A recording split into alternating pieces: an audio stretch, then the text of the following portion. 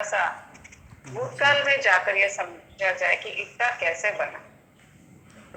वैसे यहाँ पर मैं एक बात कहना चाहूंगी कि जिस दिन डॉक्टर परमानंद मोदी की बायोग्राफी लिखी जाएगी उस दिन यह सारी बातें आम जनता के लिए उपलब्ध होंगी, पर अभी ये सिर्फ कुछ ही लोग जानते हैं।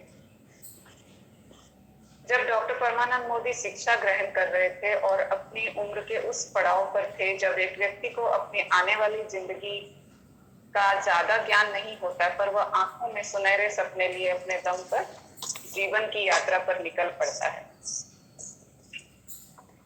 मोदी जी का परिवार वित्तीय तौर पर बहुत ज्यादा सबल नहीं था,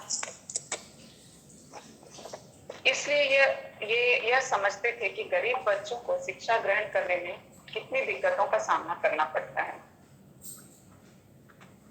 और इसी सोच के साथ उन्होंने शुरुआत में बच्चों को निःशुल्क पढ़ाया और फिर कुछ समय बीतने के बाद सिर्फ उतना ही शुल्क लेना शुरू किया जितना वो गरीब बच्चे स्वेच्छा से दे पाते थे। वे बच्चे पढ़कर आगे निकल गए और उन्हें नौकरियां भी मिल गई। मोदी जी का ये सोचना था कि वह बच्चे जो इनके हाथों से पढ़कर निकले हैं जीवन में तत्परता के साथ उनके सामने अपने आप को प्रस्तुत करने में पीछे नहीं रहेंगे। परंतु यह तो प्रकृति का नियम है कि फूलों के झड़ जाने के बाद फल की कामना ही याद रहती है और फूलों की उपयोगिता को लोग भुला देते हैं।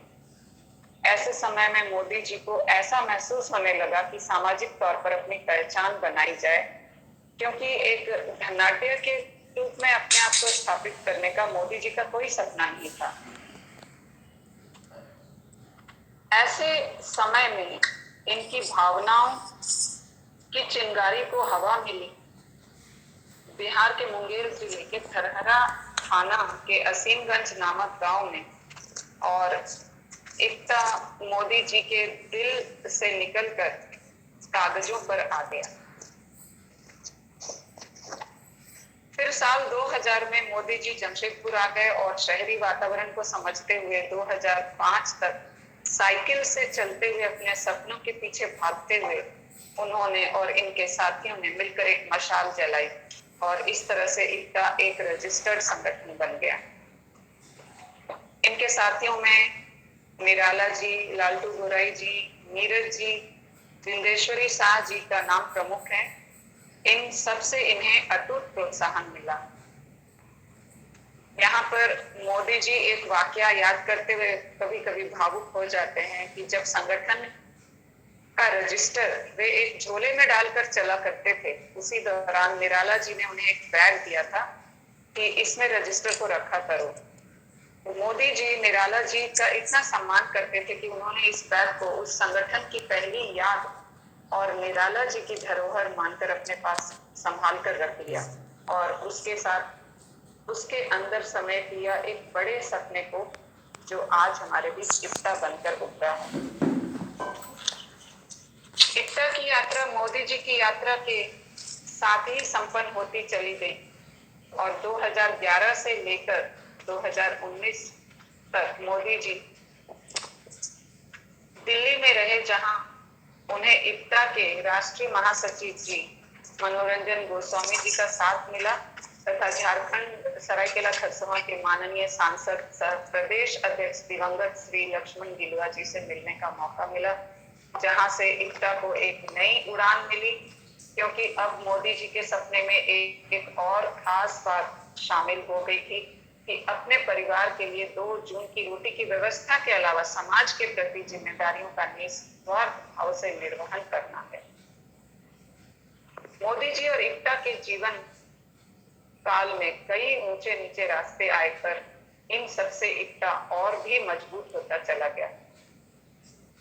फिर आई 2020 में कोरोना महामारी। इस कोरोना महामारी ने इक्ता को एक बार फिर से झकझोर कर रख दिया, जब देश के निजी शिक्षकों के सामने रोजी रोटी की समस्या का विकराल दानव मुंह बांकर खड़ा हो गया।